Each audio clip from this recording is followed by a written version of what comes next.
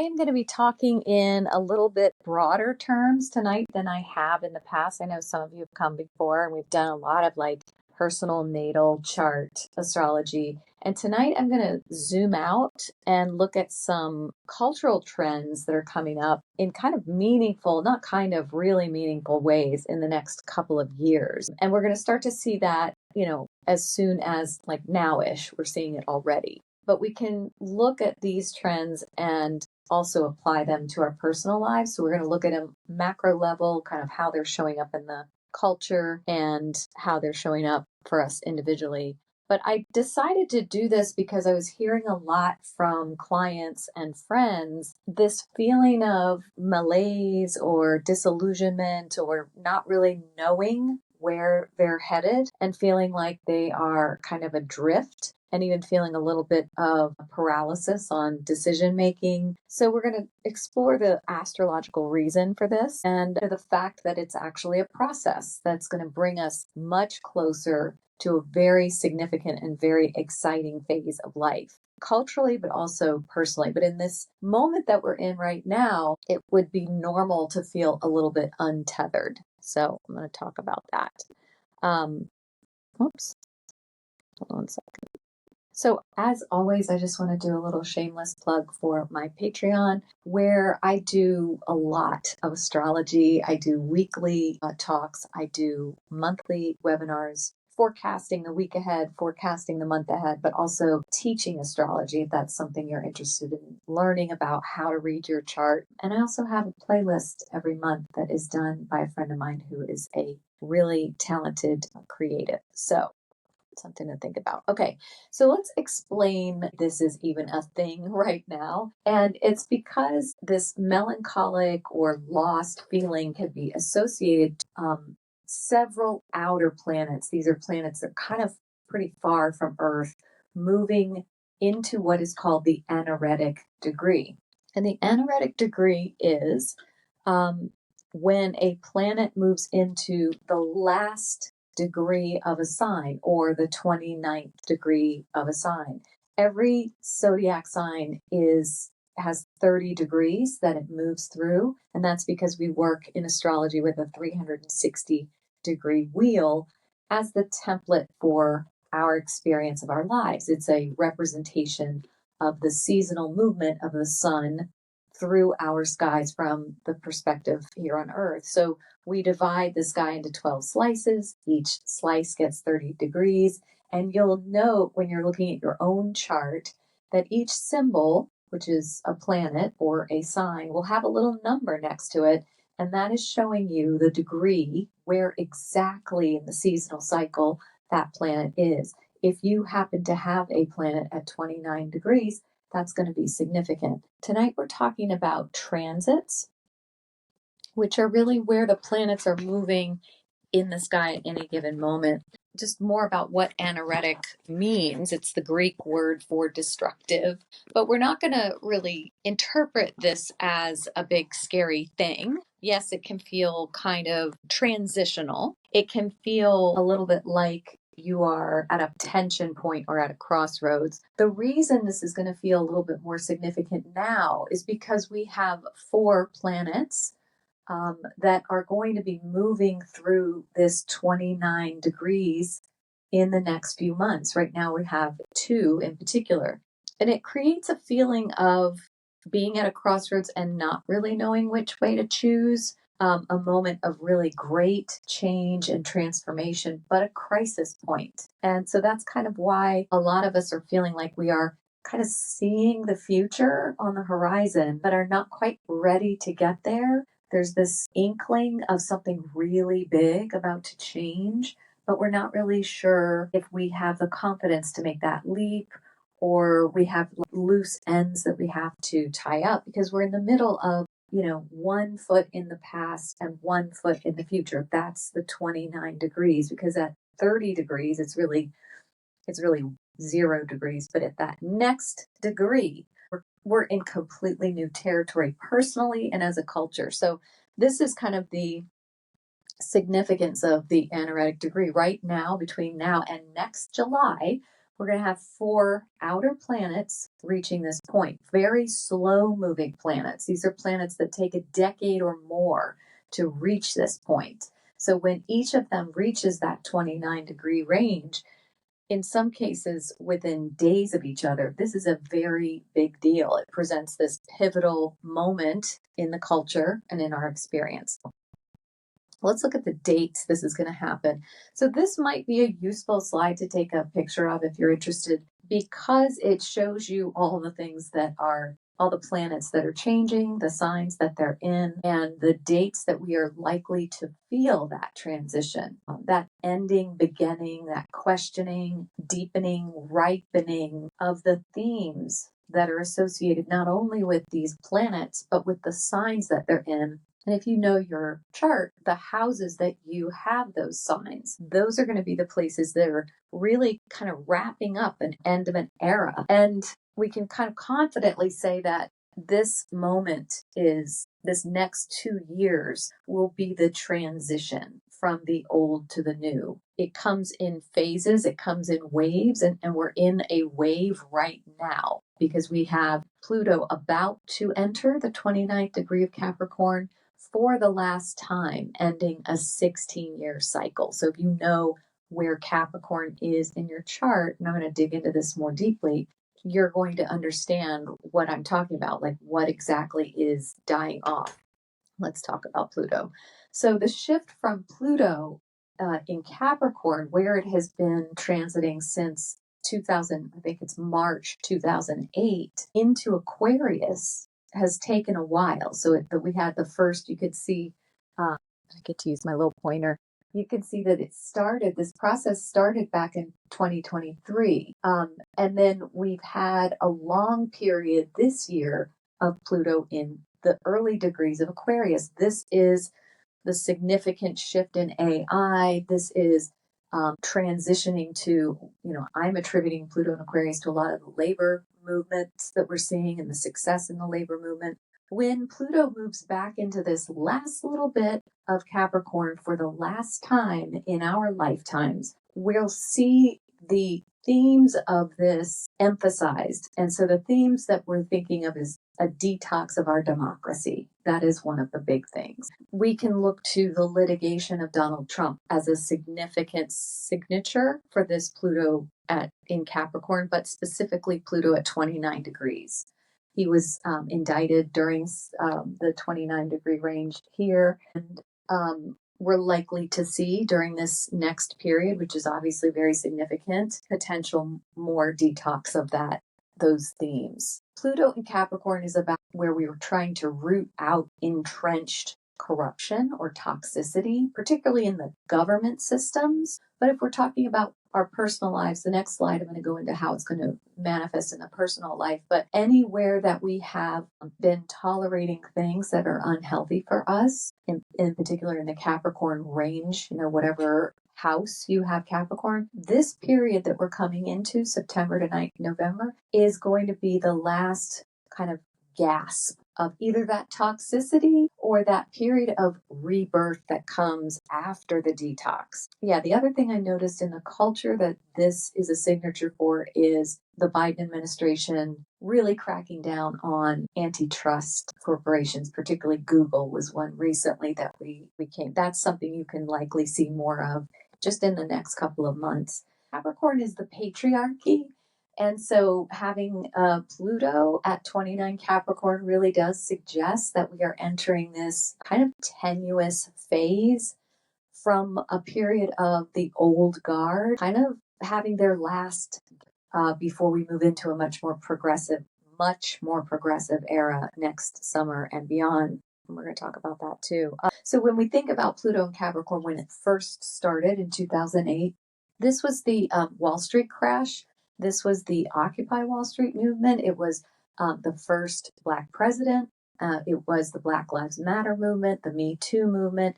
These were all indicators of systemic corruption being addressed and not tolerated any longer. So we might see some of this in these last couple of months of the Capricorn experience, we might see yet another indicator of confronting the corruption, the systemic corruption, and detoxing from it, and maybe even moving beyond it in some ways. So personally, this slide, from September 2nd to November 19th, think about, depending on your age, what has been going on for you in that Capricorn place for the last 16 years. It's likely that you are feeling this urgency to confront things in that place that are not okay, or that need to be that last little bit of toxicity that needs to be purged, or that whole preparation for the rebirth, because Pluto is the death rebirth cycle.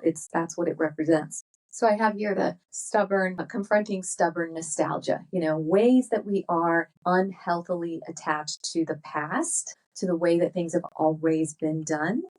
And this could be toxic relationships, habits, especially the way that we are attached to our habits and how we work. And you've seen an enormous shift in work habits during Pluto and Capricorn. For us personally, we might experience that. So we may be purging the corrupt aspects of self once and for all, so we can move into a more intellectual, objective way of life. That's the Aquarius part that we're moving into. Be looking at what is dead and dying in this area of our lives. That part, that death rebirth cycle may accelerate at this place. You may notice that it is the end of that cycle for you. And there may be indicators of that during that September to November period. Or it may be a sudden rebirth, a sudden, like an awareness of your own resilience, like what you've been through in the last 16 years in this Capricorn part of your lives and how you are coming back. So it could be this empowering period where you're able to realize what is over there and how you can just let it go, set it down once and for all, and move on. Okay, so the next 29 degrees planet we're going to look at is Neptune. We're already in this. You can see this has been happening since May, and we'll get another big activation of it in March, and then late next year. So we're just in the first part of the end of an era in the Pisces part of our lives. This ends a 15-year cycle of delusion, wish fulfillment. I attribute this to the widespread acceptance of psychedelics and cannabis, particularly cannabis legislation. That's something that we're going to see more of in the early part of next year, and even in the next, actually, 18 months to 2 years. Even UAPs, UFOs, conspiracy theories. This whole QAnon movement has been born during Neptune and Pisces. We may see an acceleration or an exaggeration of that in this next period of time. It may be in its last, it's in its last phase. And sometimes when a planet gets to the last degree of the sign, particularly the last degree of the last sign, this is very significant. And so we could see a lot of these Piscean themes come up for good ways and not so great ways. Neptune is a planet of imagination, spirituality, humanitarianism, faith, hope, universal love. It's also the planet of betrayal and despair. It's the signature of musicians, poets, songwriters, faith healers, spiritual gurus, ministers, but also cult leaders, charlatans, and con artists. Part of what may be happening is that we get more aware of these things in the culture. I do think we get this little bit of a reprieve starting September 2nd. It's interesting that just as Pluto enters 29 degrees, Pisces will leave the 29-degree range. So we get a little bit of a break from that energy on one planet, and then it begins in another. But I look at Neptune and Pisces since 2011. This is how long we've had this cycle. This is the signature for Instagram, the rise and the backlash to social media, the advent of streaming, both film and film and music, and the disbursement of artists' earnings, or the artists aren't getting all their earnings. This is sometimes the money just flows away. It's also the signature of the opioid epidemic and the backlash to the pharmaceutical companies that were responsible for that. It's the signature for the collapse and reorg of the Hollywood system due to streaming, due to AI. And as I said, the rise and backlash of QAnon and all conspiracy theories and the revelations of UFOs from the government. So it's weird. This is the weirdest of the weird alignment. And so we could expect to see some weird shit happening during these periods.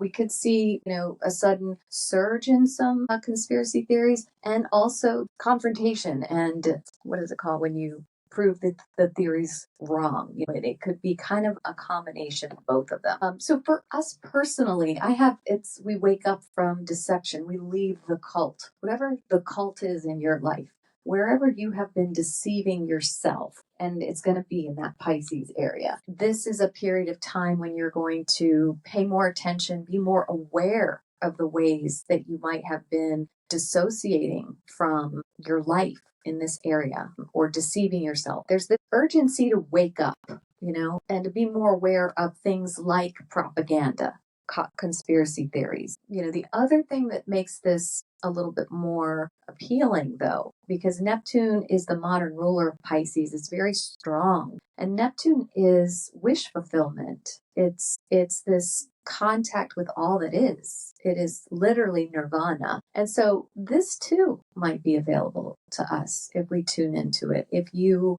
tune in to your own higher self, your own spiritual practices, this would be a lovely use of this energy. And this idea that we can come together to imagine a better future and to work to make it real. That is especially true next year when Saturn in Pisces reaches the 29th degree. So I am optimistic about this. In some ways, it could be the renewal of faith in humanity. That's the more optimistic view of this, where we all realize that we play a part in creating our own utopia, that we have to come together in order to make things better. So it can act as a massive spiritual awakening, or you can double down on your delusions and your addictions, depending on what your choice is. This for some of us, this may be when we reach rock bottom, where we have to before we can recover, which is another Neptune and Pisces idea. Or you may have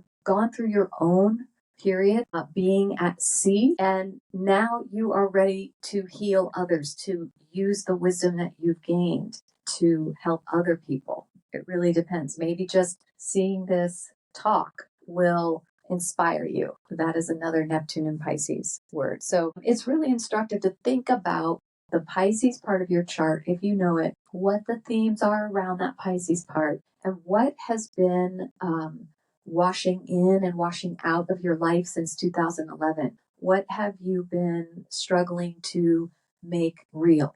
What have you been grappling with that has brought you to a place of disillusionment? Where have you been deceiving yourself? Where have you been dissociating? And this is going to help you come to terms with how you can use this energy, because we have some time. It's going to be well into 2025 before it's over, January 2026. So I want to talk about early next year, because we will have, although we've been dealing with Neptune and Pluto in 2023 and 2024, and the Capricorn and Pisces parts of our lives really, reaching the end of this 16-year cycle. Next year, we get 2 more planets closing out the end of an era with more finality in the case of Pisces, and bringing more stability to the Taurus area of life. So I'm talking about the transits of Saturn and Uranus.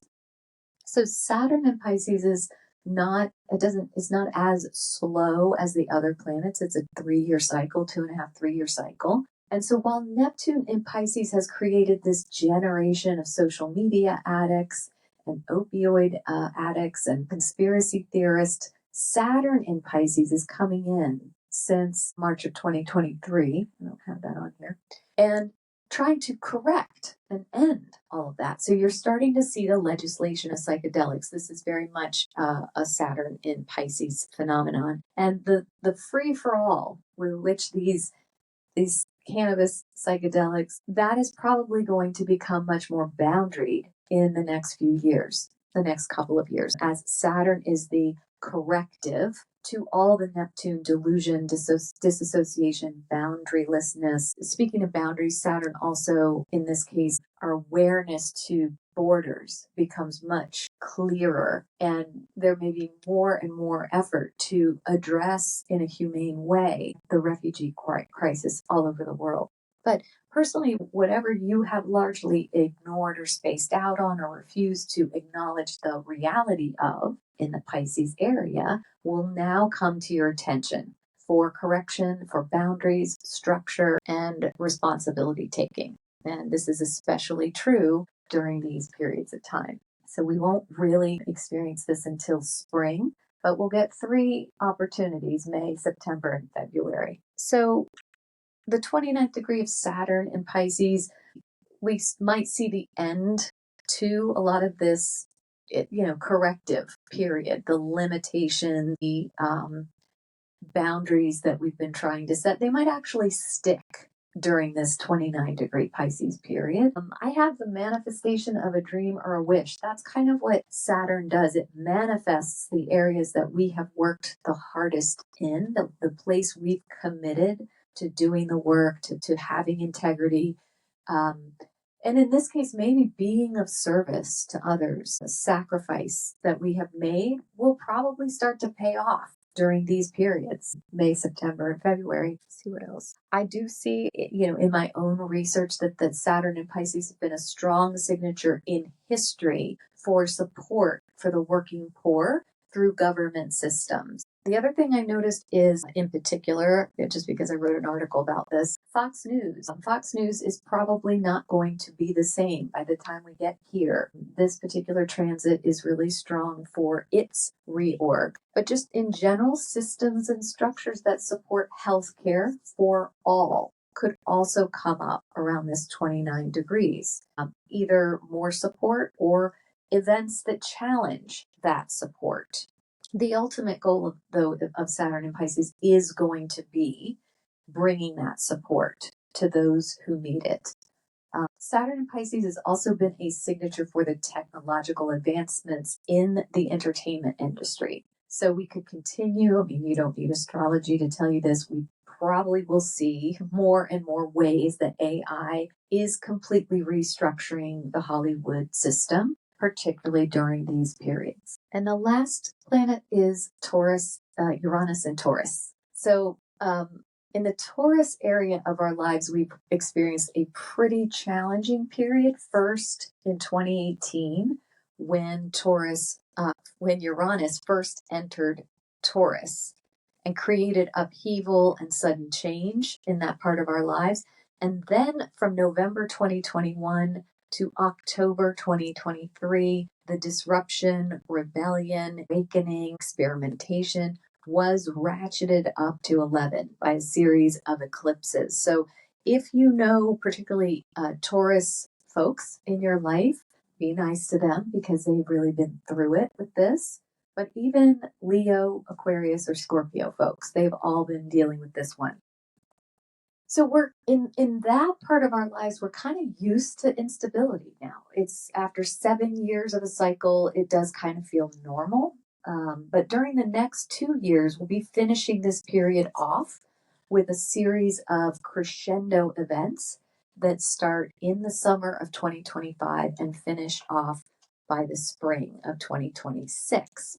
Now, if you think about your Taurus area of life, think about the last, since 2018, what has been completely turned upside down in that part of your chart? Where have you maybe broken down? Where have you broken through? What have the most destabilizing events been? Because there is some suggestion with this 29 degrees that breakdown may be becoming a breakthrough at this point. You may be on the end of that cycle of instability during and getting really clear on that next summer. And there's a lot more to suggest that, but just looking at Uranus, this is the place we've been forced to innovate. We've been forced to confront our own stubbornness, our own attachment to especially material things. In the sign of Taurus, we've seen a rise in food instability. And this is the realm of Taurus. So we've never before remembered, in our generation anyway, going to the store for eggs and there being empty shelves. That was a basic staple. And suddenly there was no guarantee we were going to have something as basic as eggs. That's Uranus and Taurus. It was forcing us to look at the distribution of wealth, the distribution of food, the things that keep us secure and safe. All of that felt much less stable during this period of time. And this is also what happens when the planet of the most unstable energy, Uranus, enters the sign with the most attachment to the status quo, Taurus. So it's especially disruptive because this is a part of our personality and a part of our lives that we work really hard to keep stable. So it's been especially unsettling for all of us to have this transit. But it also inspires an awakening. We've been forced to reckon with the end of the status quo. And obviously, the pandemic was a huge lesson in that, but the Trump administration was a huge lesson in that. If he did anything, it was to wake us up to the instability of our systems. Nothing was guaranteed. Everything we thought was set in stone was proven to be very unstable. Climate change is another signature of this. So, well, a lot of people have known that climate change was here. It's only been in the last decade that it's a foregone conclusion, that most people accept the fact because it's right at their doorstep now. Extreme weather is literally every area of the globe now. Every year is a record-breaking weather event. That's a Uranus and Taurus. Taurus is the planet that represents Mother Earth. And we've also seen this in the body positive movement.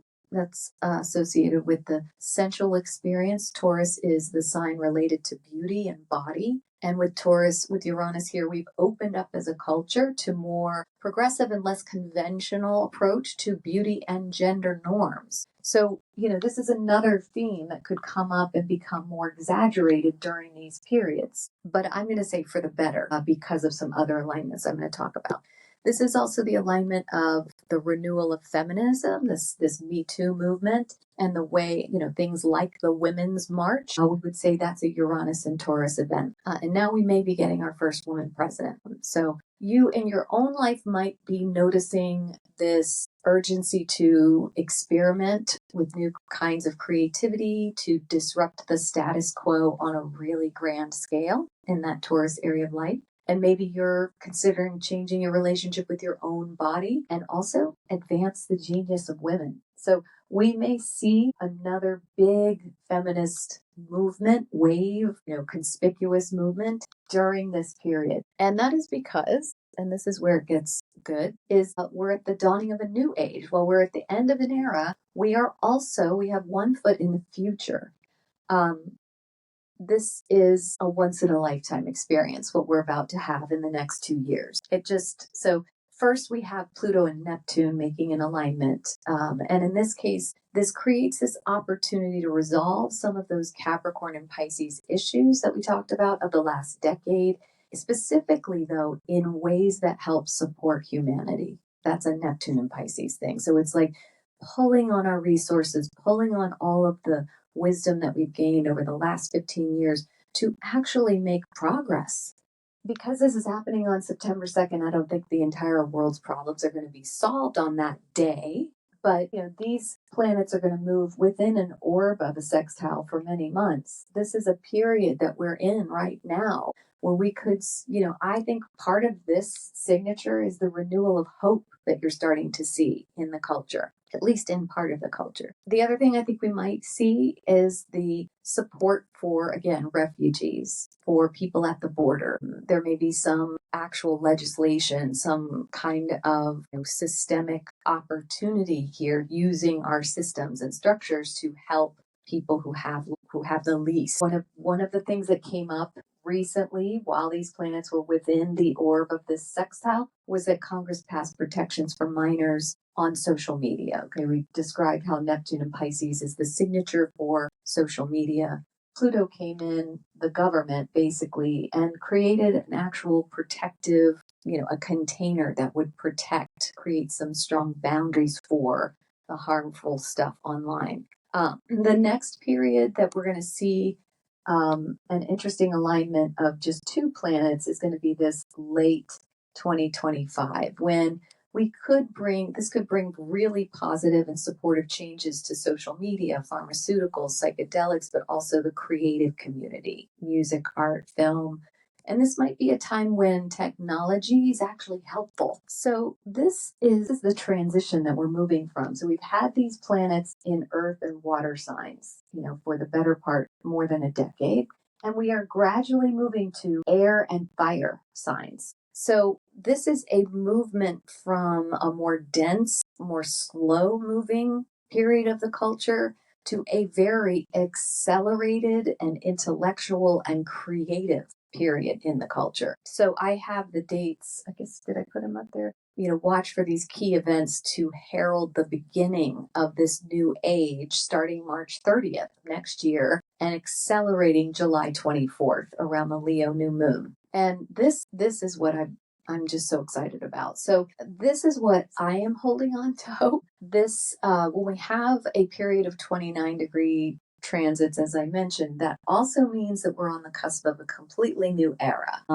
And this is a shift that the late Andre Barbeau, a master astrologer who famously predicted the pandemic before he died in 2019, as well as the end of the Soviet era in 1989, well before that happened. He is calling this alignment we're going to have next summer and in 2026, the most benefic configuration of the century, a splendid relaunch of civilization. This guy doesn't exaggerate. Okay, so the fact that he is saying this is a very big deal. So this is the shift from that earth-water dynamic of the last generation to the air-fire dominance of the moving forward into the next 10 to 15 years.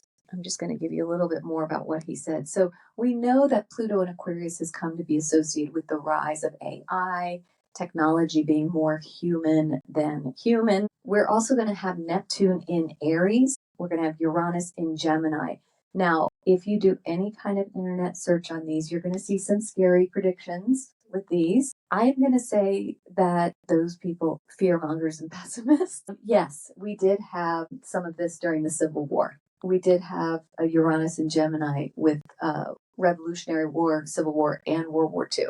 However, we had other things going on during those last times. We didn't just have these things. We had other things. And we did not have the trine that great new phase of technological growth, altruistic in nature.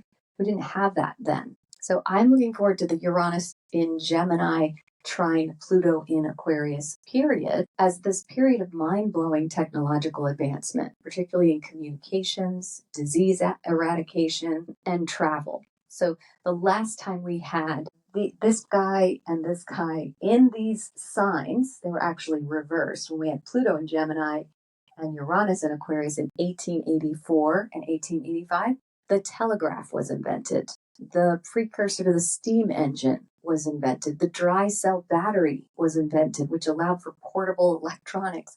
The things that were invented during that period basically they created modern life. Artificial insemination was developed, the rabies vaccine, the first machine gun, the 8-hour workday, labor unions. These were the things that were invented during that period. And so we can expect societal change on a level we've never seen in our lifetimes during this period. In fact, we haven't seen it in many, many generations. The time before that we had this alignment was 1668, 1667, 1668. We invented the telescope. We just got our first glimpse into the skies with the telescope. The first blood transfusion, the first telecommunication device, it was a tin can telephone, was invented in 1668. So it's like, the way we interact with each other is about to change in mind-blowing ways. And then this is another lovely thing that Andre Barbeau says a harmonious relationship between primordial polar opposites. Wouldn't it be amazing if the polarization in our culture suddenly went away? Human beings surpassing themselves while experiencing life on a higher level. So this is, really big stuff. And this is just around the corner. The first opportunity we get for some of these, the first taste, is next summer. This is not very far off. We'll have it next summer. We'll have it in 2026.